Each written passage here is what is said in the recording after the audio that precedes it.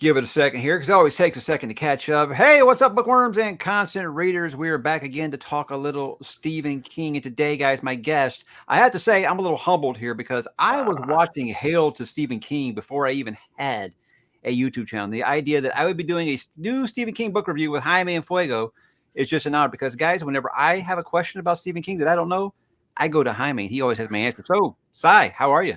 Oh, I'm doing damn good, man. And hey, excuse the pleasantries and everything, but I mean, I'm in awe of what you become as a booktuber yourself, man. I mean, that's the thing. I may know so much about this guy here, but I mean, as far as like fantasy, especially, like it is spec in the spectrum as far as what I know in contrast with you, dude. So yeah, I still come to you for horror recommendations, though. But guys, we are here today to talk about the new Stephen King collection. I guess he's calling it stories. You Like It Darker, which I've just kind of guess. I was like, is he naming it after the Leonard Cohen song? And then you read the afterward, and this he does actually say it's after the Leonard Cohen song. How about that? That's a deep point, right?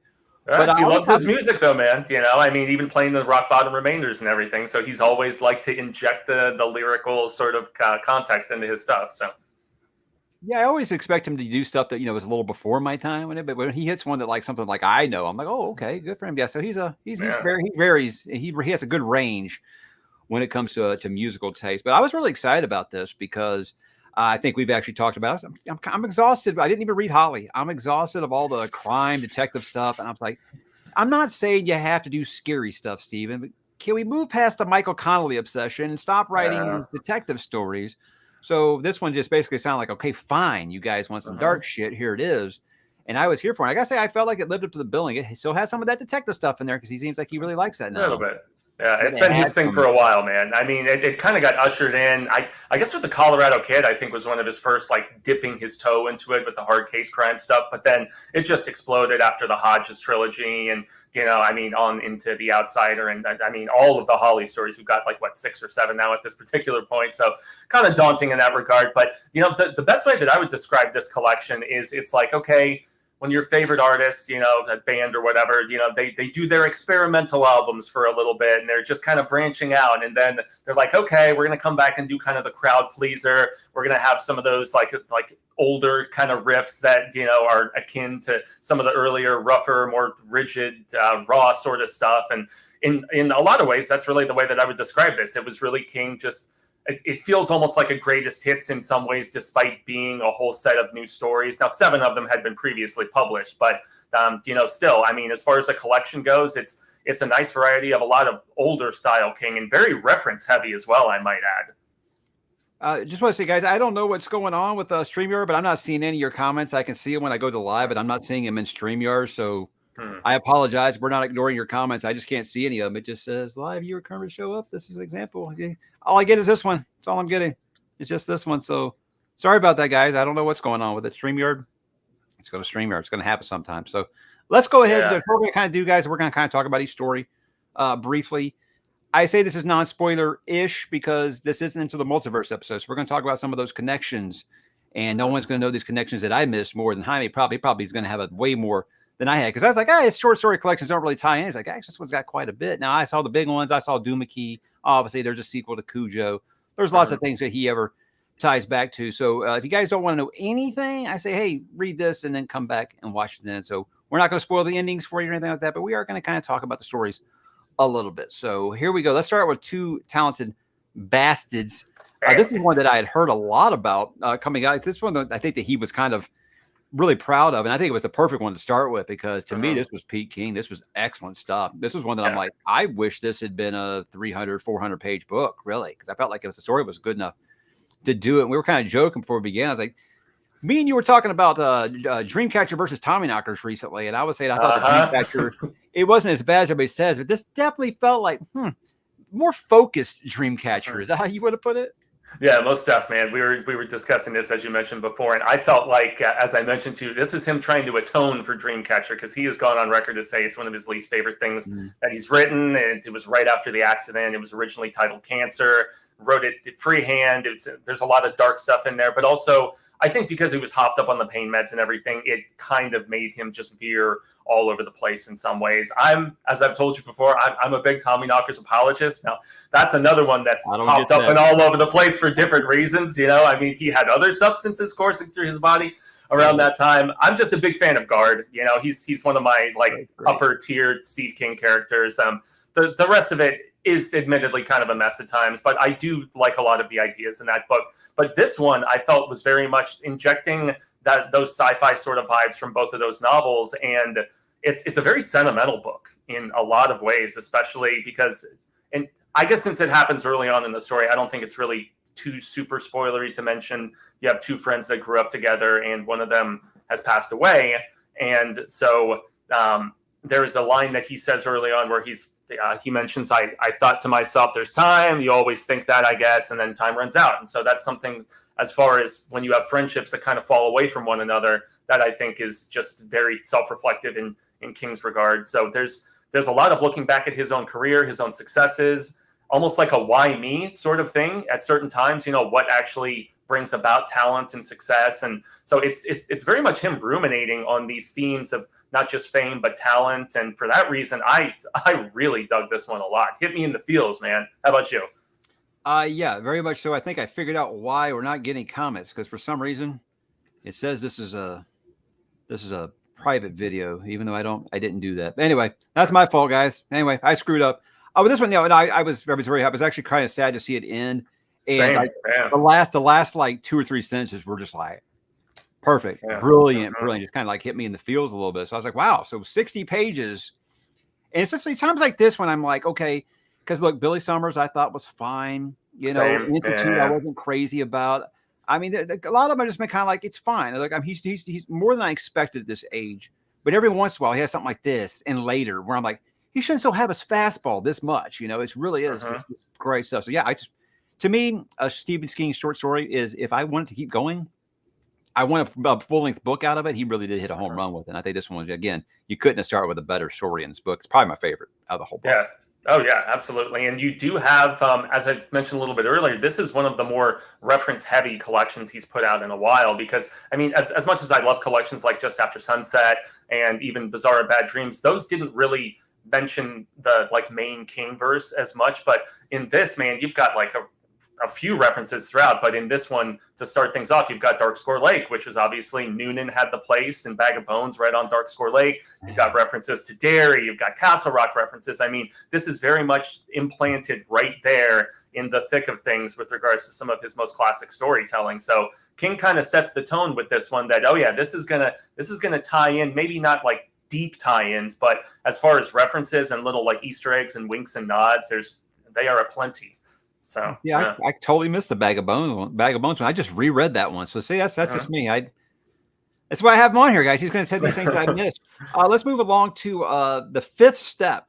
Holy shit, man! How do you floor me like this in 10 pages? This is when I'm like, okay, You Like It Darker is not just a clever name, because wow, that was heavy, and I will never ever talk to a stranger on a park bench ever again. Thank you, Stephen. Even at this age, you're still saying that. I say that books can't scare you at a certain age, but they'll like I still take the long way around a storm drain to the day. I'm right there with you, man. So, I mean, I'm still scared of dark woods with no light. Right, I mean, when you can't see anything, that's the sort of thing that makes me uneasy, So it's like, thanks, Stephen. You've totally ruined park benches for me from now on, because I did not see that ending coming at all. Wow, damn, I got chills reading that part. Yeah, and it's very brief, but it is very much kind of Twilight Zone-y, Tales from the Crypt, sort of there's a twist that really gives some oomph to the story. But it's also a little bit of King reflecting on his own lengthy sobriety and the fact that he's been, in the program for all these decades since, getting off the sauce and everything else, but post aforementioned Tommyknockers. And so the thing that I kind of thought about a little bit with this one is, is King sort of implying that maybe that sort of overindulgence could lead to more violent things with regards to what goes down between these two characters. I don't know if that's me reading into things too much, or just, King King had to go dark with it. Hence the title. I think sometimes he looks at the road not taken and thinks about, hey, what would have happened if I didn't get off the stuff? You know? Yeah. So he always, I mean, even you go back to like something similar as recent as Dr. Sleep. You know, he writes the sobriety into his characters sometimes, and how that darkness is probably always going to be there, and you're always just one bad day away from ruining all that hard work. But man, that was messed up. So I was like, okay, look.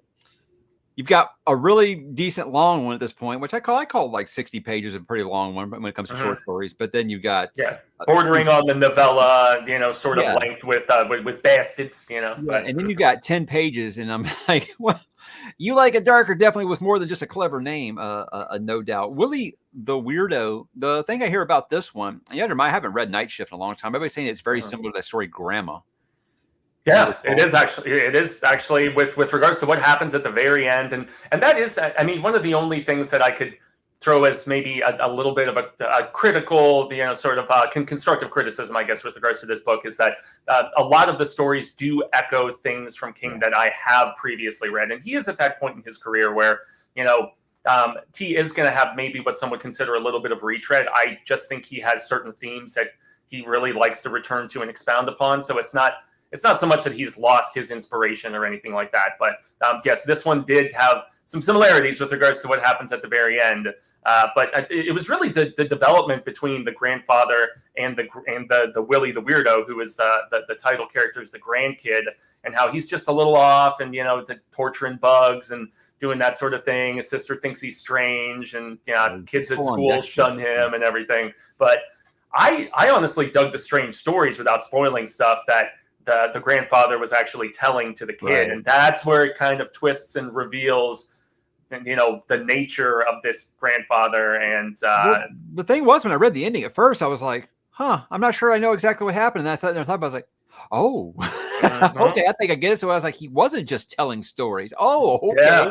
Wow, I thought he was just, you know, just crazy old coot, you know? Yeah, exactly. Senile or whatever, and just trying to entertain his grandson. But then once we get to the end of the story, you're like, oh, snap. Okay.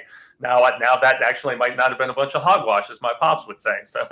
So I felt like he's 3 for 3 so far at this point. I'm enjoying it. Even if you do feel like something's derivative or a retread, or I think some of these, maybe they were first drafts, you know, or he just feels like something he would have done a little differently. Like, I'm with you, though. I think there's just a lot of things that he likes to stick with, and it just can feel a little derivative sometimes. Now, when you get to Danny Coughlin's Bad Dream, this is one of the biggies. This is the one I'm kind of mixed on. I liked a lot. I love the idea of, I mean, I don't know why. I think it's just because it was a Texaco. I was getting like Dark Tower vibes at first. I don't know why. Just like this, you know, psychic vision of, you know, a buried body and trying to do the right thing, which would be you know, to report it. But how do you keep it not making yourself look like the murderer? And I like the idea, and it just feels. I know I sound completely just cake and eat it too here when I say I feel like his short stories, when they're really getting good, they stop, and then sometimes I feel like they go too long. And I say that this one, I felt like with the story he was trying to tell here, I don't think it needed to be this long. However, I did like the completely wacky, like 𝕤𝕤𝕣𝕟𝕠𝕨 police inspector guy. That guy was a complete nutcase, and he was all rocker. So as I said, I think he does still like to play in the crime detective stuff. But I like this as he added that. What do you call it? Arithmomania? I had to look this up and see this. I love that Stephen is always able to put these damaged things into his characters that no one has ever thought about before, be it dissociative identity disorder, something like this. It's just like, where do you even come up with this stuff? And to me, that's what makes his characters feel so real. So I think, was it 𝕬𝕬𝕣𝕟𝕠? Is that how you said it? I really like that character a lot. But the rest of it, I was kind of iffy on. I just felt like it wasn't bad. I wasn't frustrated with it or anything. I just felt like the story he was trying to tell probably could have cut it by about 30 or 40 pages. Yeah, it wasn't even so much the length for me with this one, because this is one that I could actually throw the cast the derivative stones at a little bit, because especially as the story develops, I mean, you've got big time Dead Zone vibes with what happens with this guy and his like kind of foresight or like hindsight, whatever, his powers of sorts, without getting too spoilery into it. And then also with the whole being accused of a crime that you haven't necessarily done, or they keep it mysterious, so we're not going to spoil one way or the other. But so you've got some outsider vibes in that regard, with, you know, a community turning on somebody who's beloved, and the false, you know, potential false accusations and being shunned. And then also, even though I found that the detective who has it out for our lead just to be kind of amusing. He had if you ever read the short novella N from Just After Sunset about the guy who is obsessed with counting things, and it's very much a story about, can madness be contagious? Can you like pass along insanity to somebody else by describing these kind of wacky ideas? And so characters in that story are obsessed with like good numbers and bad numbers and things of that nature. So this is one that did in some ways feel kind of Frankenstein to me from a bunch of his previous stories, as opposed to really having that like genuine freshness to it. It's not to say that I disliked it, but I'm kind of in your camp, man, where I was a little bit more mixed on this one, if I'm going to be truly honest. So I did like he threw 19 in there, you know, and I don't he did. A lot of the numbers are random. Like it's the only good prime number or whatever he says. It's going to be 19. So yeah, I don't know why I was just getting. I think it was the Texaco thing, but I was just getting like a Dark Tower kind of feel off this. Maybe that's just because every one of these collections, and pretty much every book he ever writes, I'm looking for a tower connection somewhere. Like I think that's that's what Rune Fairy Tale for me is. I just wanted it to be Dark Tower, and it wasn't Dark Tower, you know.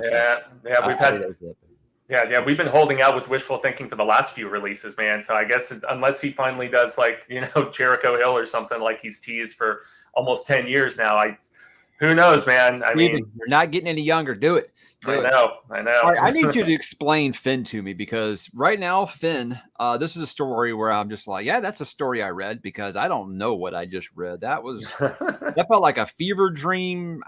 I'm still not exactly sure what I read. Do you have any comments on this story? Well, and that's the thing. He leaves it so ambiguous at the very end. I mean, for pretty much the entirety of the story, which is this.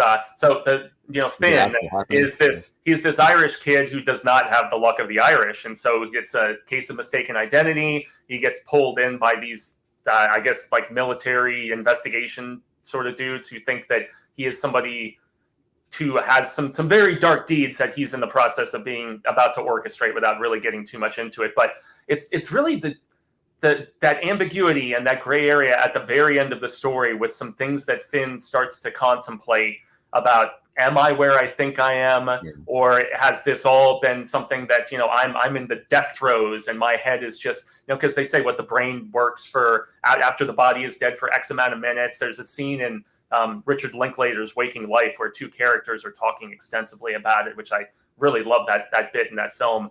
And it's something that I've thought about quite a bit too. And I think that's where Cy was really just kind of trying to get the reader to kind of pivot to at the very end. Oh, well, maybe this isn't actually what happened, you know, as outlandish as the whole, you know, mistaken identity, you're not a lucky Irishman sort of bit happens to be.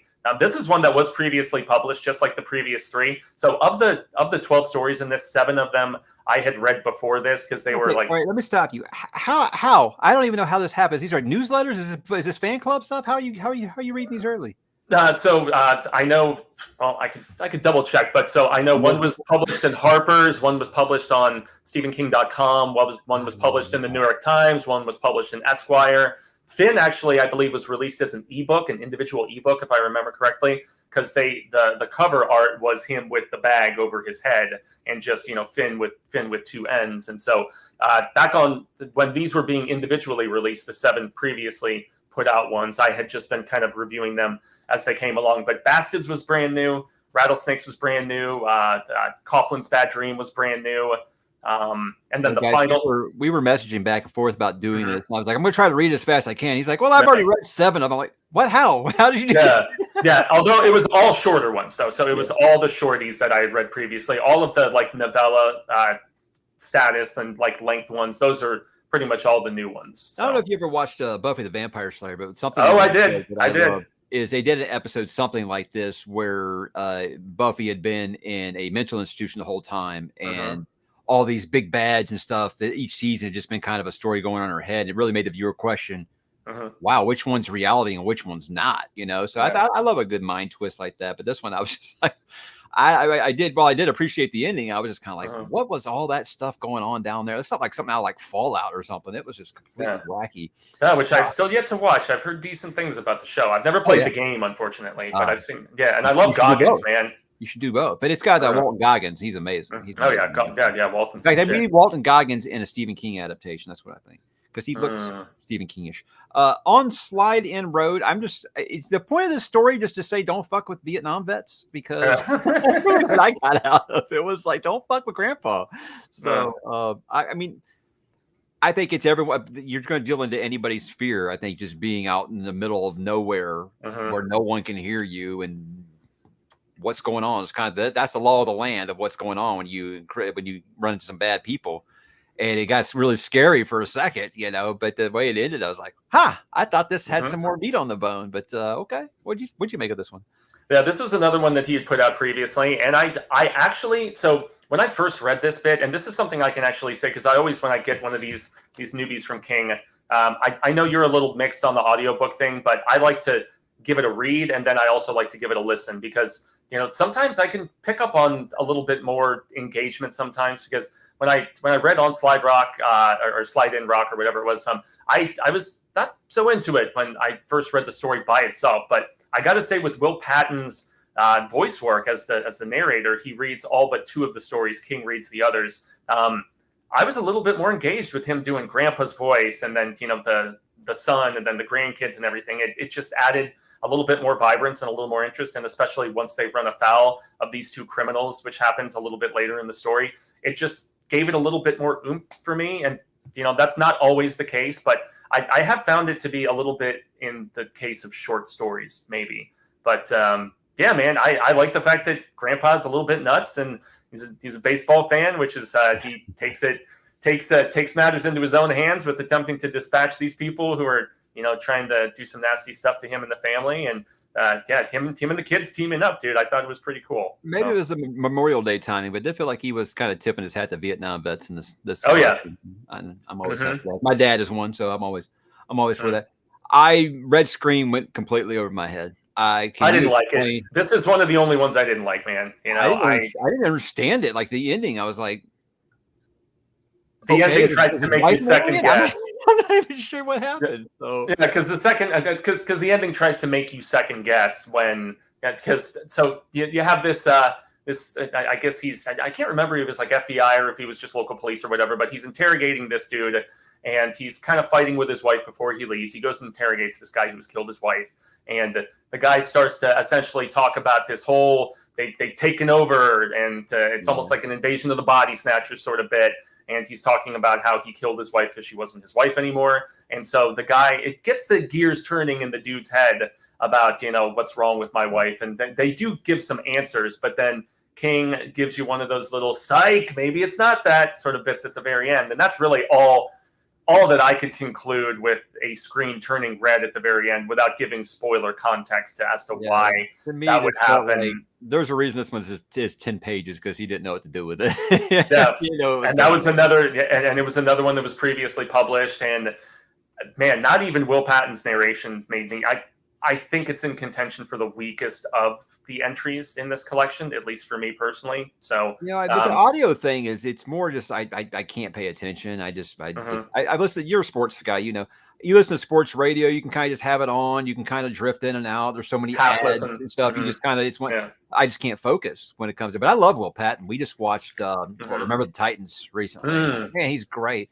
Oh, he is. Like that's when someone told me about that, I was like, he's done like 2 or 3 Stephen King. I think he did all the Bill Hodges books, didn't he? He did all but the most recent one, Holly, which was ironically enough read by the girl who played Holly in the Mr. Mercedes television series that is streamable on Peacock. So I don't know if that was the best. Underrated. Very, very good adaptation, I thought. I mean, it did its own thing in some places, and it did it out of order, but it was very good. Very good series, I thought. Oh, yeah. Yeah, I thought it was excellent. Brendan Gleeson, Hodges isn't.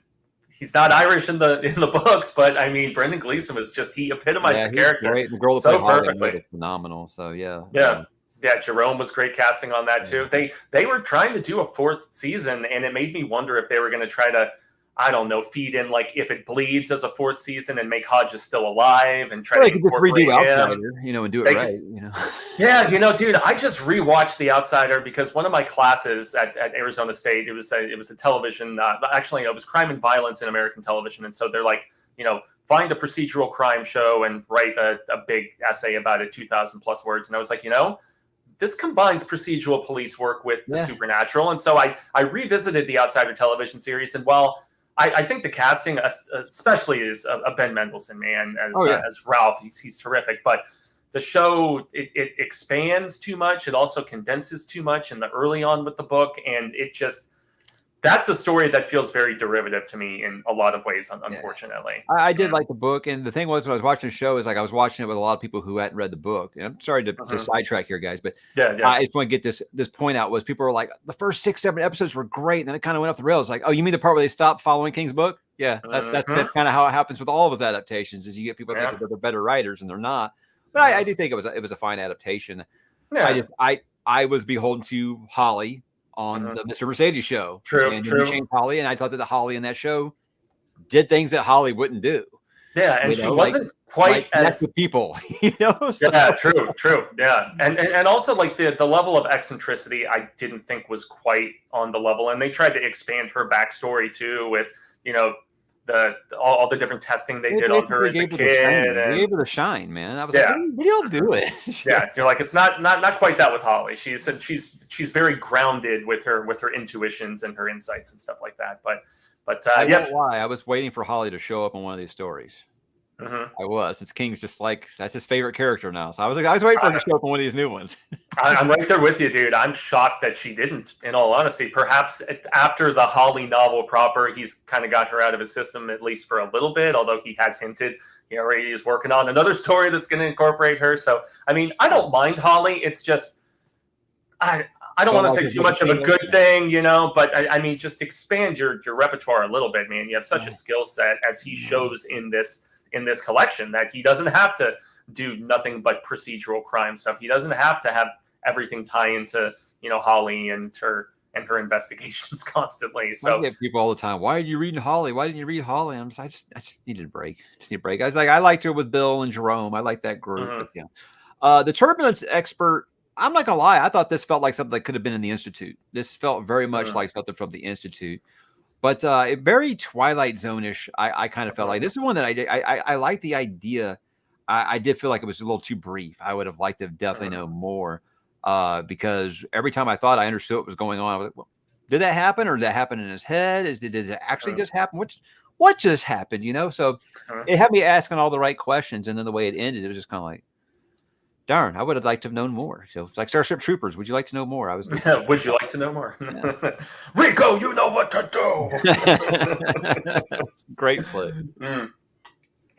Amen, man. Yeah. So this is another one that he had previously put out. It was in a collection of stories called Flight or Fright that I believe was edited by Bev Vincent, if I recall correctly. And his son actually has a story in it as well, Joe Hill. And I'm kind of rocking this King of the Hill shirt, although it's not in the shot. I was trying to get myself properly placed, but okay, I didn't even know that. Okay, that's because it's like totally askew. Unfortunately, I picked the shirt out proper for the show, and then I'm just like, damn it, I can't even get it on camera.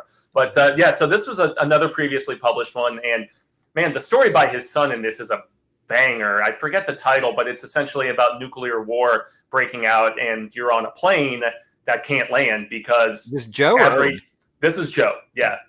Yeah, and so essentially the plane is just circling until they run out of fuel and they all die. So that's a dark, amazing story. But this one, on the other hand, I felt like the idea was a little bit half-baked.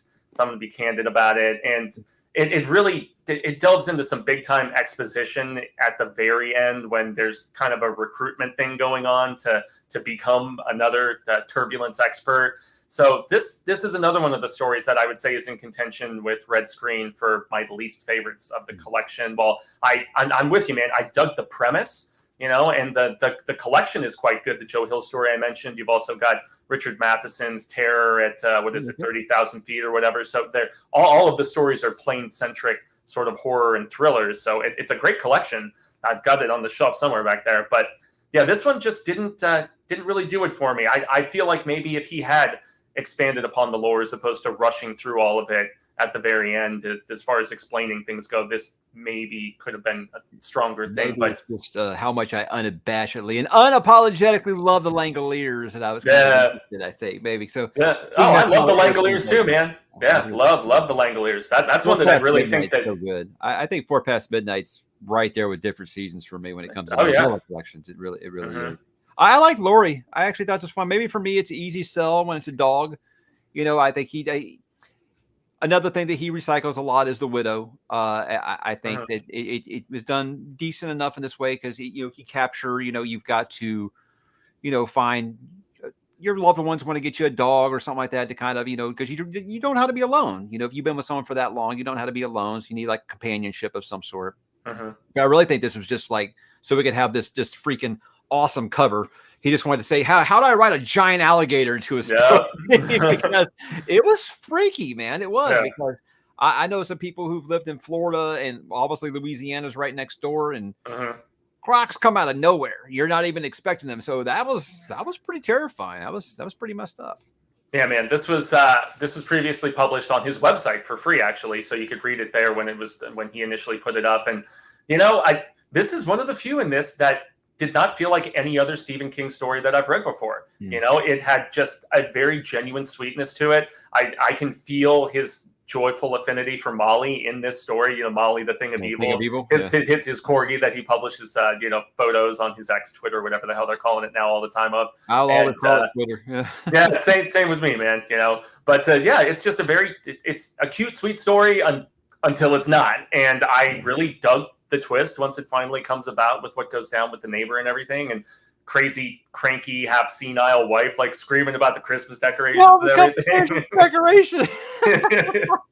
Yeah, man, and yet it's just a very endearing sort of thing with how standoffish he is with the animal initially when he gets this puppy, and then slowly warming up to it. Even though I have cats, I grew up a dog person. My parents bred German Shepherds and trained them, and all this different stuff. And so I was always a dog person, and so I can definitely connect with that sort of just the loyalty of a dog and all that different stuff, and just how cute it is, but also just how Laurie actually reacts when the whole defining situation of the story goes down. So this was one that, while some may think it's a little more on the pedestrian side, I really enjoyed this one quite a bit, man. It was enjoyable for me.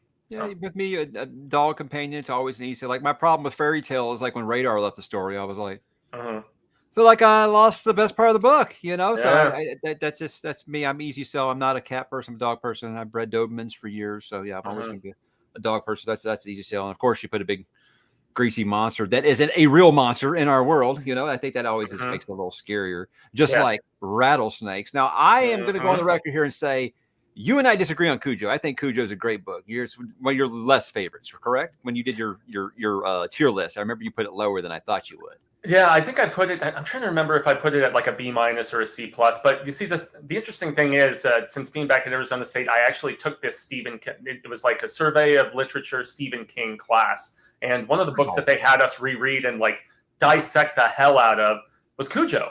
And I regained, like, it would definitely be B tier for me at this point as opposed to C, because I can't once again recall. But I appreciated it a whole hell of a lot more. Most notably, the kind of spider webby spiral about how one thing leads to another thing happening, and most notably, I forget the names of the characters, but so the wife and the son of the guy, Donna and Ted, I think. Donna and Ted.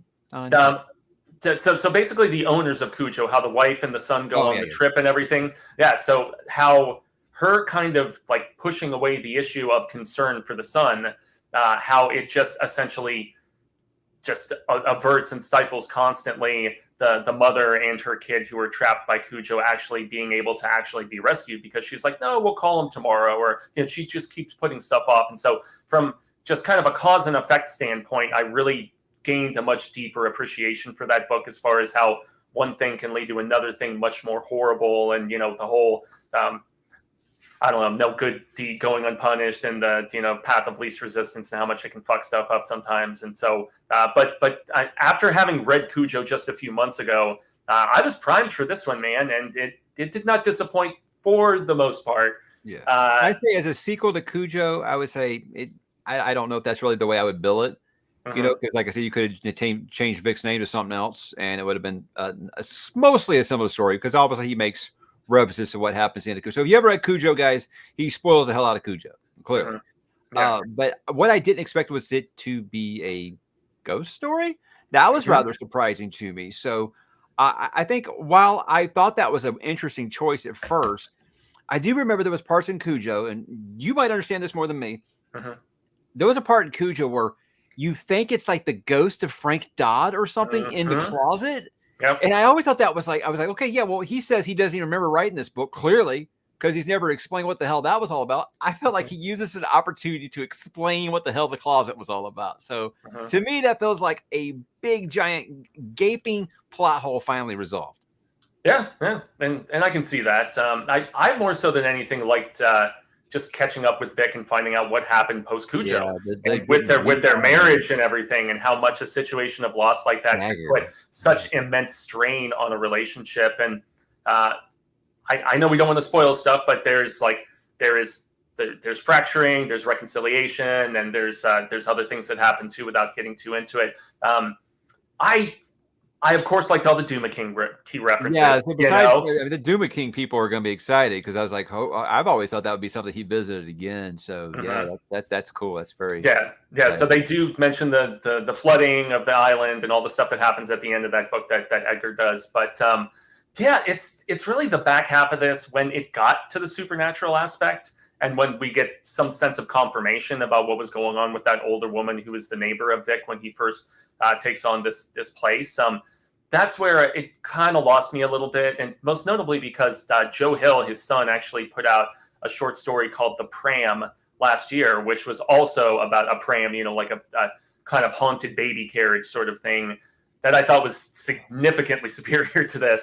And so I know it's kind of apples to oranges in some ways because of the nature of what the pram kind of signifies in both of the different stories for those in the chat who might have read both of these. But that's not to say that I dislike the writing. That's not to say that I found it to be like, super subpar. But as far as like the hype that was built about, it's a sequel to Cujo and everything, well, it's less a sequel and more so just a catching back up with characters. What because he's up to now, because it's not set in Castle Rock, it's set in Florida. So Cujo doesn't come back. Yeah, exactly. He came back as a rattlesnake. No.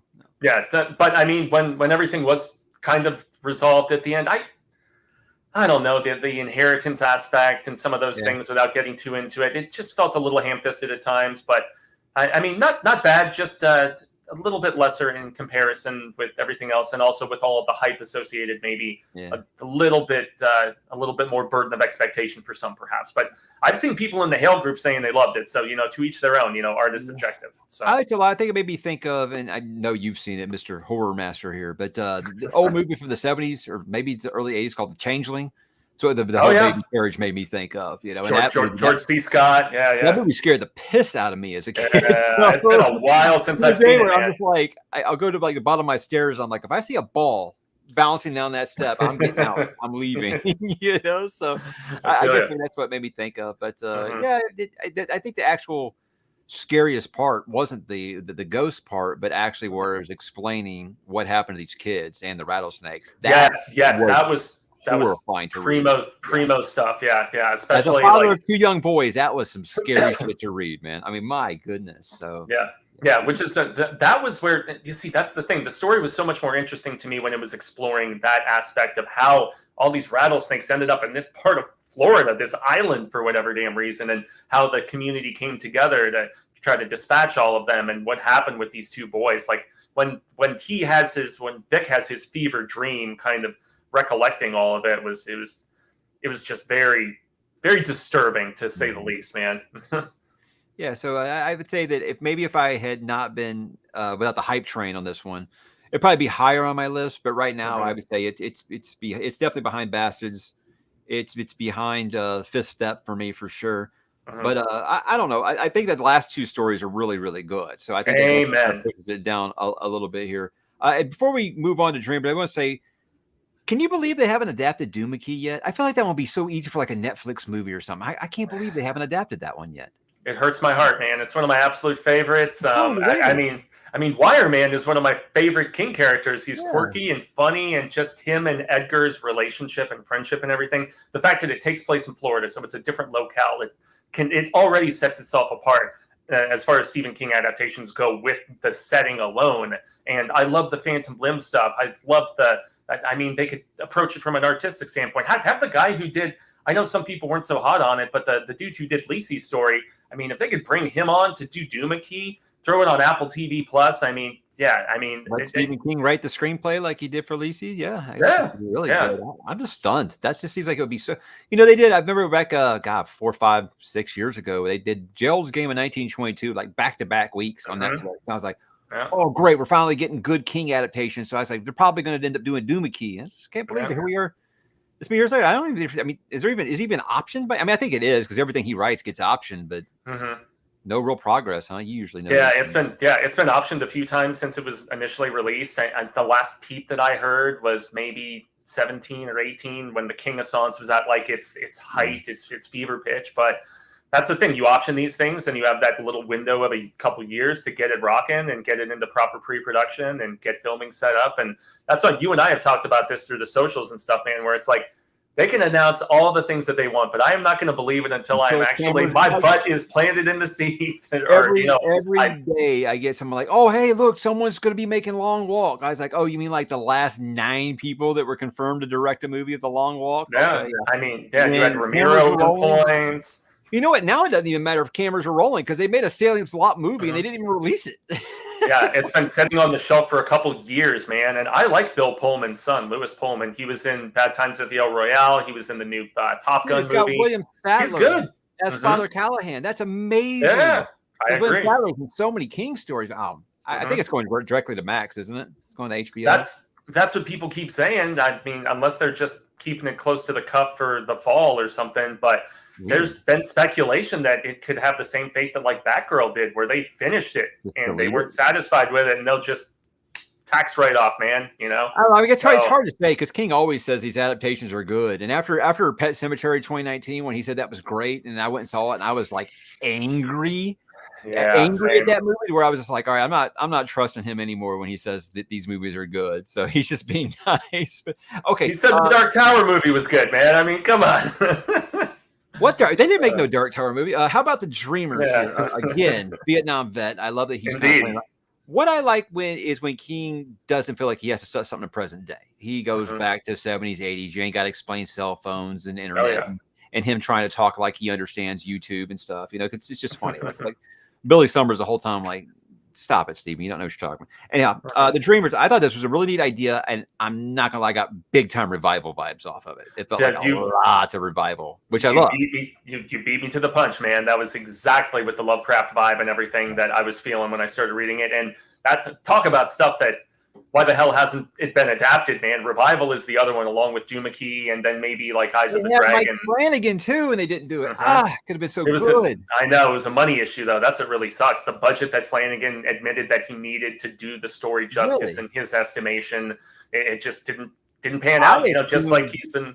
I assumed that the studio didn't want him to change the ending, and he said, "No, I'm not changing the ending." I assumed that's what it was because Mike, he'd rather just not do it than do it wrong.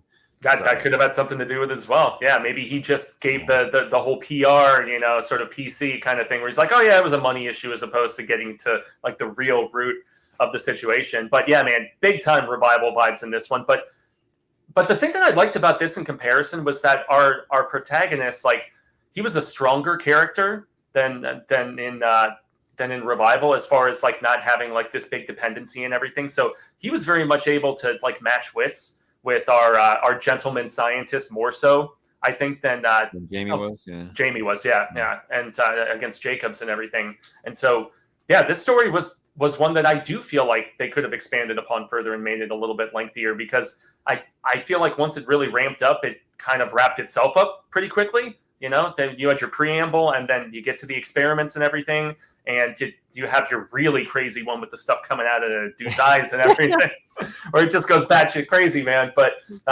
yeah, this is one that I do wish was actually longer. But they can't all be Revival. Revival did. If you had told me this was like a prequel to Revival, I would have probably believed it. Because it could be happening like in the same world. I felt like, but really, really messed up. And yeah, I had one at one point where I was like, okay, I'm gonna go find some goggles now. I'm gonna protect my eyes because yikes.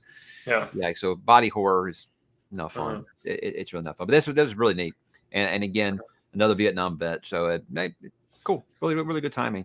Yeah, and I just like the vibe that. Sorry to interject real quick. I just like the vibe that when our lead is essentially telling gentleman scientist, he's like, maybe something is on the other side that does not want you to look in, does not want you to see it. Like that sort of theorizing. I just really dig that stuff, man. I am all about it. I don't know, because these are things that I've ruminated upon about, but about, are there higher powers? Are there other, just dimensions full of whatever sort of foul nastiness you could think of? I mean, not that I really am certain one way or another, but I don't know. Reading this sort of fiction does make me contemplate these things. I'm with you. I'm a big Michael Crichton fan, and Michael Crichton was always about, hey, these are things that are possible in science, and they're right around the corner, but maybe we shouldn't be messing with them, and he's turns out he's right on a lot of these things. So yeah, I'm definitely with you there. If there's some kind of afterlife stuff and we can pull things through, I don't want to know about it, So you guys watch Stranger Things? Don't mess around with alternate realities. We're rewatching Stranger Things right now, so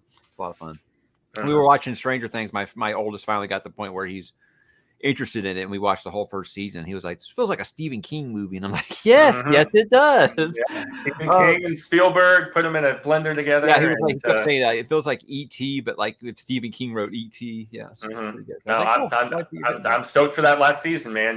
They're already starting to announce directors. You heard Frank Darabont is directing a couple episodes, which he's directing 2 episodes, which is really exciting because he's been kind of in director jail for a little while now since The Walking Dead, because he had that whole lawsuit thing with creating the show, and then he went to court with AMC and everything. But it's going to be the first thing he's directed since those episodes of The Walking Dead. So I am pumped. I mean, Frank Darabont, Stranger Things. Woohoo! I still want him to do Long Walk so bad because I know he would nail it. He would absolutely nail it.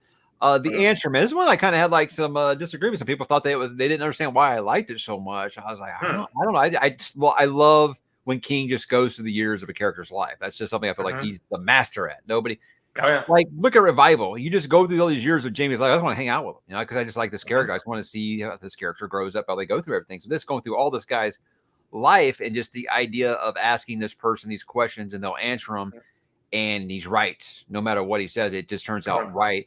And the thing was, when he asked about his kid playing baseball and he got the answer, I knew what was happening. I was like, damn it, Steven, will you stop doing this to me? I got young kids, stop doing this to me. But yeah, I thought this was just brilliant. Again, it's another one that I could use another 50 pages of it. I loved it. Yeah, and I thought it was a great finale too, because of the fact that it is very much like spanning a lifetime of successes, but also tragedies, and also that I mean, like Bastards, and then this being the bookends of the collection. I think the ordering. The ordering was very deliberate in that regard, from what I can tell. And I kind of got a I'm trying in Full Dark No Stars. I'm trying to remember. I think it's called A Fair Extension, if I'm not mistaken, which is about this guy who has he's got a terminal disease, and he's at this airport just outside of Derry. I actually think he's at the Derry airport now that I think about it. But he meets this guy who he essentially gets a extension on his life, but it's at a price. And so I kind of got some similarities to this story, but not in a bad way, just because that story was incredibly brief, and it was the shortest of the novellas in Full Dark No Stars. This one, I think, was a little bit longer, or at least comparable, but it expanded on some of those themes very well, and about the fact that, okay, things may be going well in this regard of your life, but there's always going to be that I guess the tragedy along with triumphs, and just how those balance out in your life. Because as things go throughout, I mean, stuff gets really dark for our main character with what happens with his wife, and obviously what you hinted out with the kid and stuff. And so, but yet he has all these other successes throughout his life as we're looking through it too. So it felt very life spanning, career spanning, and a lot of reflection for King in this final story, which I really dug. Yeah, and if you read the afterward, he talks about he wrote this when he was 30. And he came back to it. Actually, like, convinced him this is too good to just kind of leave in a drawer somewhere. So that's really good. And honestly, if you read the afterward, it almost sounded like Stephen King's like, farewell, I'm retiring. It really did. I was like, is he making an announcement here or something? But I was like, I don't think he could ever stop writing, really. But it was, I don't know. Yeah, I think, like you said, I feel like it was very, very purposeful what he started, what he ended with here. And I think for me, I'd say I give it about 10 out of 12 here. And when it comes to these short story collections, it's always like that for me. So I think that this was, gosh, I'm trying to think about like what is my favorite one since maybe Nightmares and Dreamscapes. This is my favorite one in a long time. I don't think it's up there with like Night Shift or anything, but it's one of my favorite because I love that he's getting back to some of this more, for lack of a better word, some fucked up stuff. I mean, that's why we love Steven. Yeah. He writes stuff that we're like, what happened to you? Why would you write about this? You know, and I felt like he really did that in this. So I was afraid it was going to be advertised like that, and then it wasn't going to be. Yeah, no, you're totally right, man. And the fact that as much as I really dug collections like Bizarre Bad Dreams, and I mean, like Just After Sunset, for instance, was collected shortly after 9/11. So there were a lot of 9/11 centric stories. And so it's like he's tried different things with some of his more recent collections, whereas this felt like it could have been right around the time of, Night Shift and Skeleton Crew and Nightmares and Dreamscapes, with the fact that it has so much connective tissue, references to Derry, Dark Score Lake, Duma Key, Castle Rock, all these different things, so references to the geography, references to the suicide stairs or whatever at one particular point in Bastards from Gwendy's. So that was another bit. I mean, so I haven't read those. So okay, I missed that one. Yeah, I still haven't read those books. They're not very good, unfortunately. That's why I haven't read them. With me, it was King and collaborating. Like, I wasn't nuts about Talisman. I know that probably hurts you a little bit. I'm still going to read Black House this year, but I don't know. When he comes to a collaboration, I'm always like, I don't know who I want to blame, him or the person he's collaborating with, because I haven't had a good experience so far. So the collab. The collabs are good. Yeah, the two with Joe are great, and the Tall Grass is awesome. I like Throttle a lot. Not liking Sleeping Beauties very much, though, man. I mean, that was kind of a disappointment for me. The one that he did with Owen. That's one of his favorite books he's ever written. I know. When I saw that, I was just like facepalm status, you just love Owen. I appreciate their father's love for a child, but come on, Steve. That was a rough read. Hey, what's up with Joe? Is he ever going to write books again, or is he just sticking to comics? He has been working on this monster novel for a while. He has a newsletter that he puts out every couple months. It's called In the Hatch, or like, I don't know, it's some sort of submarine sort of reference. But so he's been giving updates. He's like, I have a monster that's like about 1,000 pages. It's like Nosferatu length, and he's been working on it for like the last 3 years after he got done with his most recent comic book runs. And so, and then he said he also has another collection of short stories. He has the Pram, which I know is going to be collected, and that's available as both an ebook and an audiobook right now. Full Throttle. I think Full Throttle is the only one of his collections I have. But I love Nosferatu, and I thought Heart-Shaped Box was incredible. I got legit creeped out reading Heart-Shaped Box. I still haven't done the Fireman. I've had it on my list the last 2 Halloweens, and I didn't do Fireman. Fireman is good, dude. I mean, it is very much the twinny, sort of novel to The Stand, and some people criticized it as being such, but it was a very deliberate sort of thing. So I totally recommend the Fireman. But Heart-Shaped Box is the one that I'm like, Scott Derrickson, you did the Black Phone. Like, why couldn't you have done Heart-Shaped Box, man? Because the character of Judas Coyne is so fascinating to me. This aging goth rocker kind of guy, and the fact that his different mistresses are all named after the states he met them in and stuff like that. Man, I love the dogs.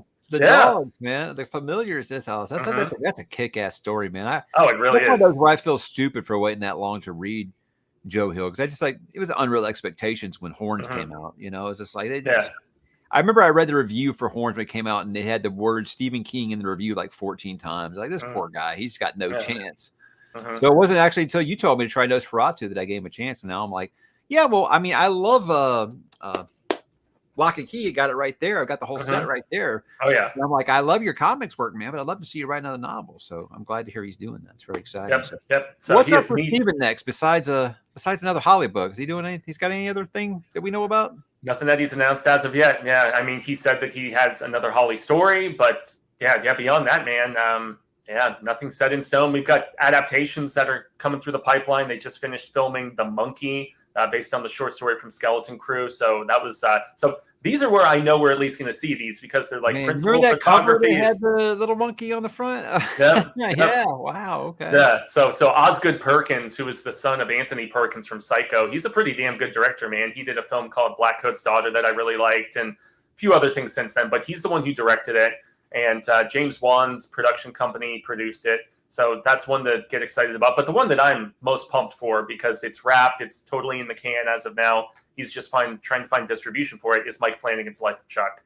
And the cast is ridiculous, dude. You've got, excuse me, you've got Tom Hiddleston, you've got Mark Hamill, you have Karen Gillan, his wife is in there. Lots of his collaborators from Midnight Mass and Till House and stuff are all in this film. It's stacked cast. Life of Chuck is my It's one of my favorite things he's written in the last like 10 years, probably. It's from If It Bleeds. It was released during the pandemic, and it gave me that anxiety at the beginning of that story that was really overtaking a lot of us with how weird the world was and stuff. Well, so I think that Mike Flanagan has joined Tarantino, Nolan, and Denis Villeneuve as it's appointment viewing for me. I'm gonna watch anything. Oh yeah, anything puts out. The thing about Mike Flanagan is like he got my wife to enjoy horror. My wife does not like horror, but she will watch anything Mike Flanagan makes because she's like, this horror feels so human, is how she puts it. I'm like, yeah, he's an amazing character writer. So he adapts King. It's like, yes, give me that, all that. And no matter what it is, I want to see it. And I'm still hoping that Dark Tower adaptation happens. Yeah, he's got the rights, man. He's just trying to find it. But I feel like it's not going to happen with him. It's not going to happen. But if he can't get it done. I think so too, unfortunately. So, yeah. You know how usually I'm like, hey, when you're adapting Stephen King, don't change anything. I'm like, we could change a little bit of Song of Susanna and Dark Tower 7. Yeah, my least favorite of the entire run, unfortunately. So yeah. I was doing my Dark Tower reread, and I stopped right before Song of Susanna, and it wasn't an accident that I stopped right there. It took like a year-long break. So then, did you do when you did the reread? Did you put Wind Through the Key between? I did it. I said I was going to do it after I did 7, because honestly, I haven't heard great things about it. How do you feel about Went Through the Keyhole? No, I dig it, man. Far superior to the back half of the Dark Tower, because I love the Dark Tower series up until about 2/3 of the way through book 5, and then in some ways it kind of falls apart for me in the back half and stuff. Although I do like the very, very, very end of the book and the cyclical aspect of everything. But I thought Went Through the Keyhole, once again, it's another story within a story within a story that King is so fond of. I mean, hell, Bastards was another one of those story within a story sort of situations. When his son discovers the recollections of that encounter on the fishing trip or hunting trip or whatever.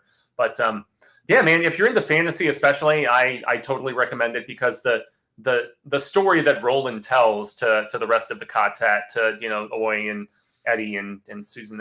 I was excited when it was coming out, and then I didn't read it because I think to me it was just I was still hurt. I was still hurt because that was the time. I still remember you telling me, man. That was my breakup period with Stephen King. But I was like, okay, I mean, obviously the Kennedy book got me back in because I'm huge Kennedy assassination just nut.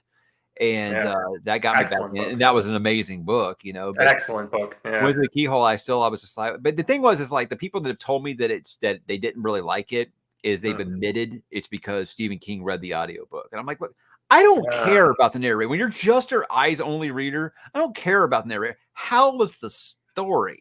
Yeah, and that's a brisk read too. I think it's the shortest aside from maybe the very first book, The Gunslinger, because as far as page count and everything goes, and the actual story within the story that Roland tells, man, is good. It has some kind of parallels. It's about a kid who's it has tie-ins. Okay, I don't want to spoil anything, but it has direct ties with Eyes of the Dragon as far as like mentions of Delane and everything, and so it's interesting in that regard, and it's about a kid on an adventure, man, and it's cool. He's trying to save his mom, who is who's been massively afflicted with something that happens in the story. So it's going to happen this year. Like I said, I'm hoping that Time is a healer on Song of Susanna, but I doubt it.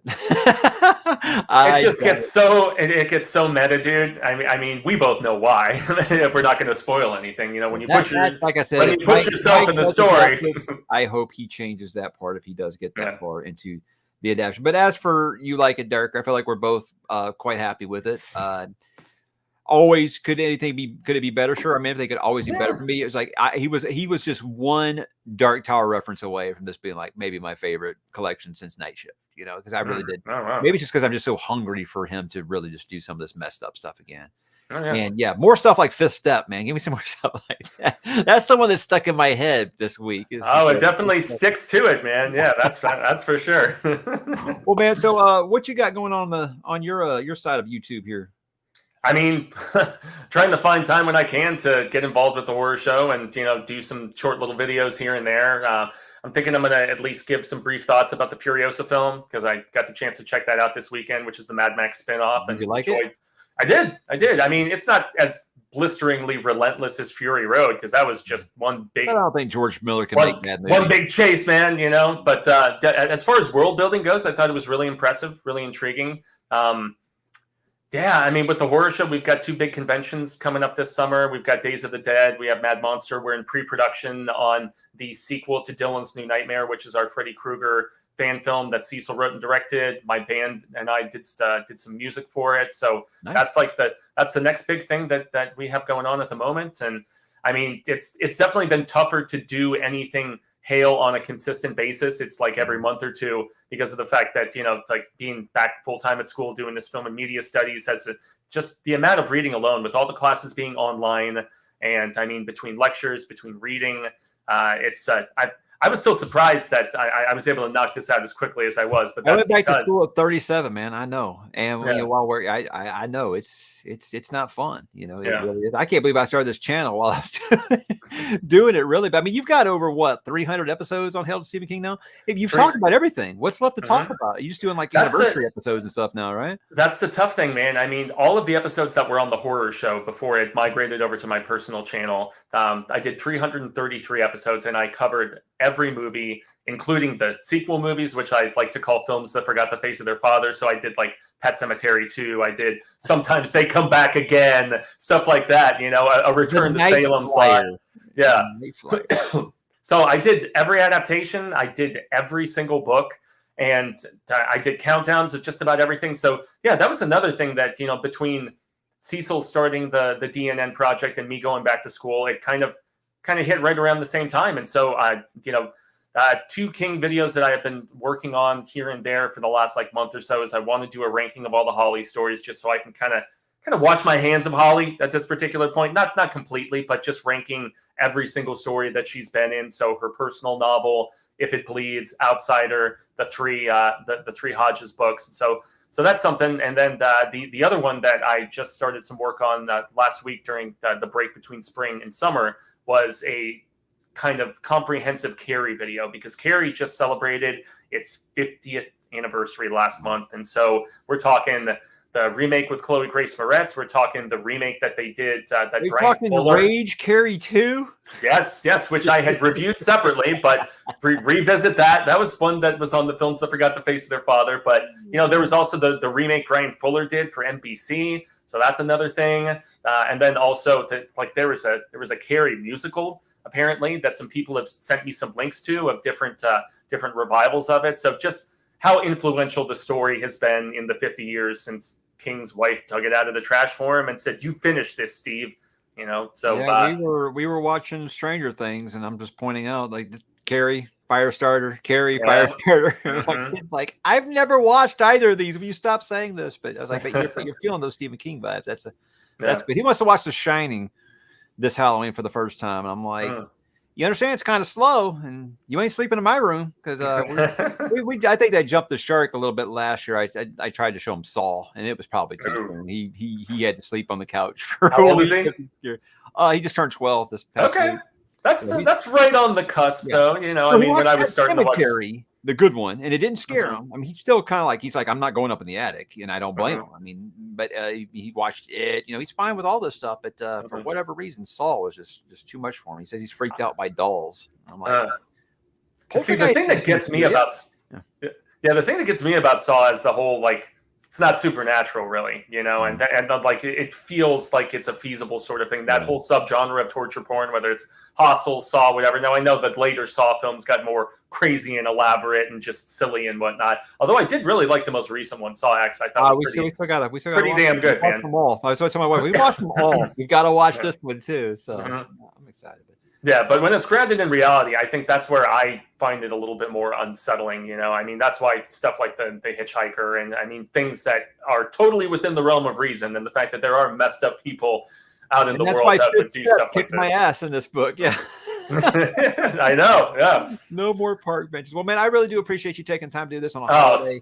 Same, man. I'm just glad that you got stuff sorted out, because, man, when our channel got hacked, it was like a weeks and weeks process, because it wasn't just the horror show email. It was Cecil's socials. It was all this stuff. And it was a hell of a headache. So I'm glad you were able to resolve it as quickly. A lot worse, for sure. You know, because I mean, honestly, I was more scared of identity theft than I was the channel. But true, they really just apparently they just wanted my channel to stream Bitcoin stuff. So it's like I saw the screenshot you put up, man. I've talked to other bigger tubers than me. The same people have hit them and stuff, and what happened to them? I'm just like, what is the? It seems like an odd strategy because it's like they hacked my Gmail. They could have got some really sensitive data from my Gmail, and I was like, all they wanted was just my YouTube channel for a day. So I'm fortunate because I mean, like, it really was 24 hours. I got my channel back, and I got to thank everybody who chirped at Team YouTube on Twitter because apparently that's the only way to get it back. You have to go to Twitter and tweet at Team YouTube to get your channel back. And I was like,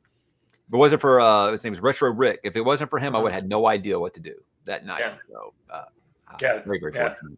Yeah, well, I'm happy that worked out. I mean, as quickly as it did. Obviously, it still totally sucks that it even happened in the first place. It does because we go out of town. We go out of town for our family vacation here on Sunday, and I was like, if this had happened like during that, I would not have been able to enjoy my vacation at all, man. So it's been a wild ride. Well, man, I appreciate it. Oh man, thanks for having me, dude. You're coming up on summer break, right? You're almost done with school, so I'm almost done, man. So man.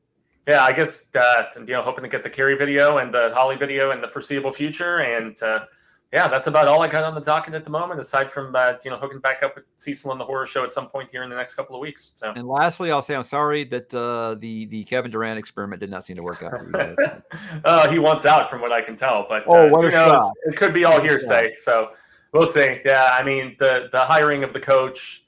I don't necessarily know how much better it is than Vogel, so we'll see, man. But the oldest player on my team is like 23, so I don't have very much to really carry on about. But I was rooting for you guys. I was rooting for Chris Paul to finally win his title when he was still there and stuff. But you have a Rockets team that's on the upswing, man. When they put together that winning streak and seemed like they were gonna knock the Lakers out of that play-in, man, I was really.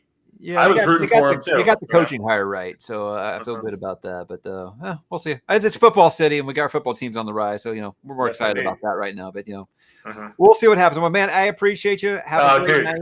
Likewise, man. Thanks for watching. We'll talk to you soon.